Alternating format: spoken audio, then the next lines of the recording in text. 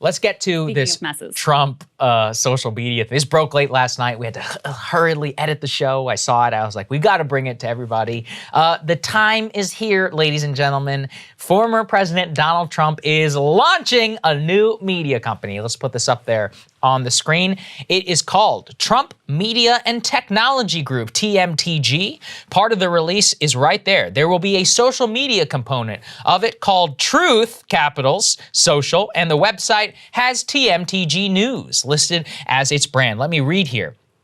Trump Media and Technology Group Digital World Acquisition Corp. has entered into a definitive merger agreement for a combination that will result in the Trump Media and Technology Group with an enterprise value of $875 million, increasing to a cumulative valuation of $1.7 billion. TMTG will soon be launching a social network named Truth Social. Truth Social is now available for pre-order in the Apple App Store. Truth Social plans to begin its launch for invited guests in November of 2021, and a nationwide rollout is expected in the first quarter of 2022. Anybody who wants can go to truthsocial.com to sign up for the invite list. And President Donald J. Trump, he's the chairman of TMTG, said, quote, I created Truth Social and TMTG to stand up to the tyranny of big tech. We live in a world where the Taliban has a huge presence on Twitter, yet your favorite American president has been silenced. I mean, look, he does have a point. He's right about that. He's got a point there. This is unacceptable. I am excited to send out my first truth on Truth Social. So it looks like truths will be like tweets on Truth Social very soon. TMGT was founded with a mission to give a voice to all. So we can see there that they've got Truth Social, TMTG Plus. What they're teasing there for TMTG Plus is a subscription video service. So I guess Trump is technically now a competitor of ours, Krystal. Well, there you go. Very interesting. And TMTG News. You know, I have a lot of interesting thoughts on this. Number one is, does this mean he's going to run again for president? There was a lot of discussion, which, look, this is going to make Trump fantastically wealthy, even more so than he already is. I have no doubt that millions of people will sign up in order for his subscription video platform. You just think about, millions. Look at Netflix. Doesn't take that many people to take people paying $10 a month or whatever to become fantastically wealthy when we're talking about millions and millions of people. And something like this doesn't take, a technology platform like this doesn't take that much money to run either. There's not that much in the way of overhead costs. You're not producing a good or anything like that. It's 2021 with, well, I guess they can't use Amazon Web Services, but with,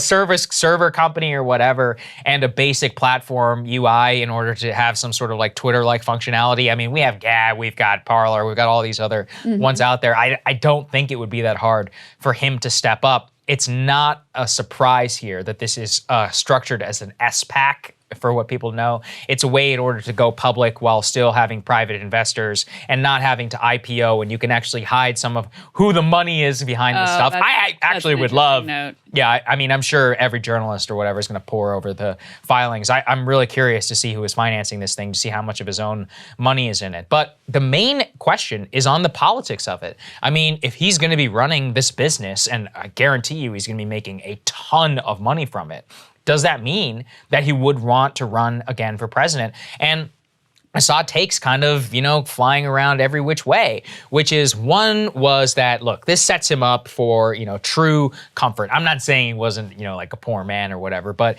anybody who's ever been in the real estate business knows, one thing is always depreciating, selling, or whatever. It's always complicated. You're never really liquid. This is going to generate a lot of cash for Trump. But second is, would he really dedicate himself to trying to form his own social media network before running for president and thinking that that would be viable? Because one of the things that you and I always pointed to was, in the early days, Trump's advisors were all behind the scenes saying, we cannot run for president if we're not back on Facebook. Yes. They're like, we just can't do it. They're like, if we're not on Facebook, we will not be able to raise the money that we need. Same with Twitter. We needed social media. Social media was key to Trump's win in 2016. It was key to the multi-million-dollar juggernaut that he generated throughout the campaign. His team, to his credit, were very, very good at raising money. YouTube as well. I remember our channel used to get so many many Trump ads. And Yeah. what's fascinating on all of that is if they're abandoning it and effectively going to, I'm not going to call it the ghetto because it'll have millions of users, but look, it's not Twitter, it's not Facebook.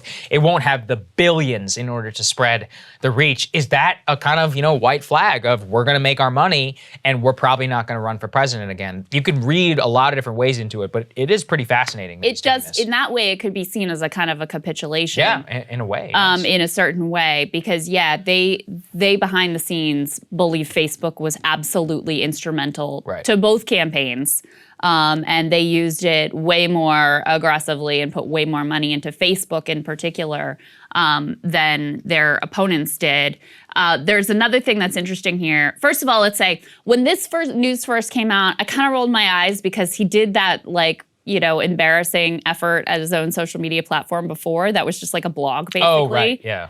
We shut down. Yeah, they shut down because it was totally ineffective. Nobody was paying attention to what he was saying there. Mm-hmm. But this is a much more sort of fully formed and serious effort, it would seem.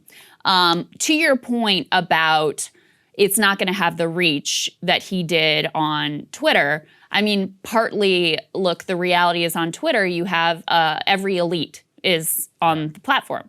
And so what he would say there, they couldn't avoid. They engaged with a lot. They covered. It became news, all of that stuff. And we've already seen that with him off of Twitter, even as he's putting out his statements and whatever, it just doesn't generate the same amount of elite freakout as it did when he was on Twitter.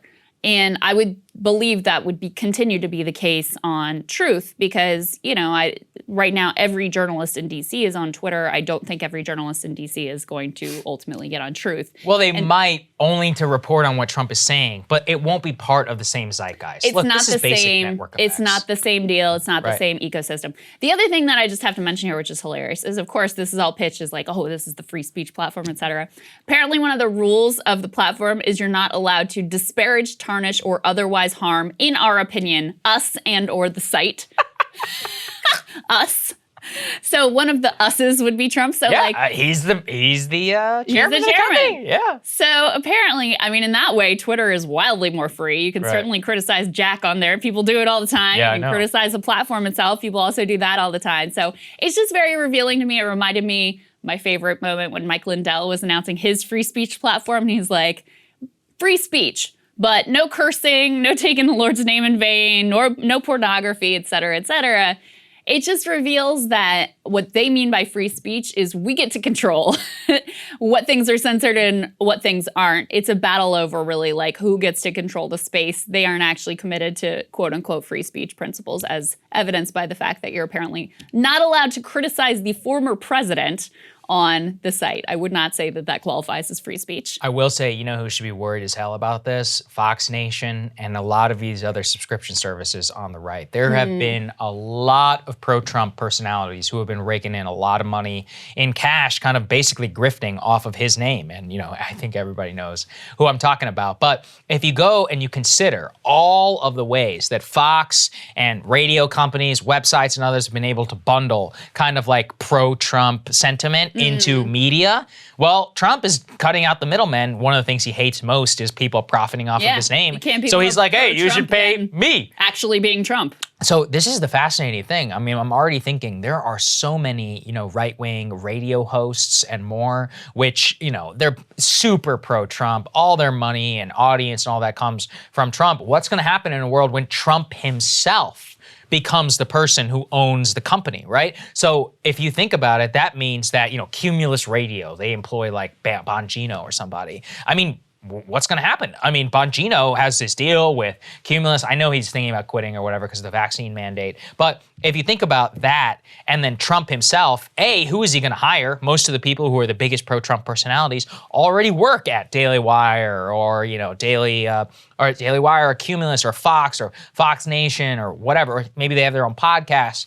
he's going to have either trouble buying out those personalities and then starting his own, or he could just hire his own and make his the official one, which would put them effectively out of business. I'm thinking just this because I come from the conservative media background. I mean, this is actually, from a business perspective, a seismic event. If I'm Fox Digital, or any of these people, I would be worried as hell. This is a direct threat and competitor to Fox News Corporation. Especially because we know, because we follow stuff too, it's not just liberal media that has suffered in the Biden era. Yeah, the Fox people. Conservative media, it's all down across the board. So they've already taken a huge hit in terms of views and clicks and revenue and all of that. So when you then layer on top of that, now we're just like a pale imitation of pro-Trump as compared to actually being Donald Trump.